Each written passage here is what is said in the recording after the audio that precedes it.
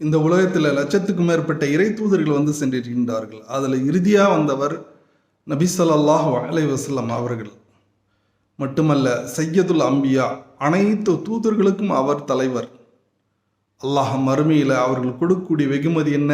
மகாமம் மஹ்மூதா, புகழப்பட்ட இடம். எந்த ஒரு தூதருக்கும் கிடைக்காத உயர்ந்த அந்தஸ்து அவர்களுக்கு மட்டுமே அல்லாஹ் கொடுப்பான்.